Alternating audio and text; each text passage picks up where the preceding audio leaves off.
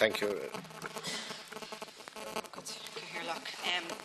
And again, I want to highlight the horrendousness of what happened on the mother and baby home. And we now know that there's an inquiry being held in the shocking events. And I suppose all the people who've been impacted by their dealings with the mother and baby homes and other institutions like the Magdalen Laundries need to be listened to. The Coalition of Mother and Baby Home Survivors say that approximately 35,000 women and girls went through 9 mother and baby homes between 1904 to 1996, and the treatment of these women needs to be investigated. I don't believe that there should be a hierarchy of women who suffered. All women who went through these homes and want their stories told must be listened to, and we must ensure that this ill treatment is brought to light and never allowed to happen again. We know that in a survey of 5,500 people conducted by the journal, 87% felt that mother and baby inquiries should be expanded. A woman who had a baby at the age of 18 in Bessborough Home in Cork says that justice for her would mean full and frank acknowledgement from all the religious orders and facilities involved.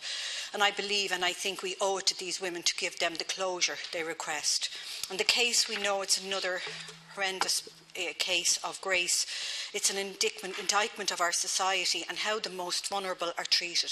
Grace, a young woman with intellectual disabilities, could not rely on the state to ensure she was kept safe. There needs to be a full investigation into the 1996 decision to remove Grace from the foster home following allegations of sexual abuse and the subsequent reversal to leave her there following representations from the foster father.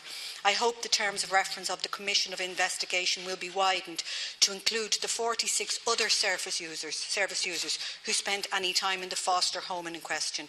How many more similar cases are there? Are there any other cases where HSC, TUSLA or the Gardaí have been made aware of sexual or physical abuse allegations against a foster parent and the child has not been removed from the home?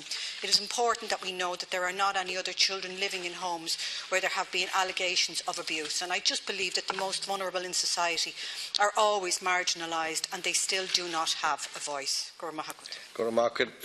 Senator Batchy.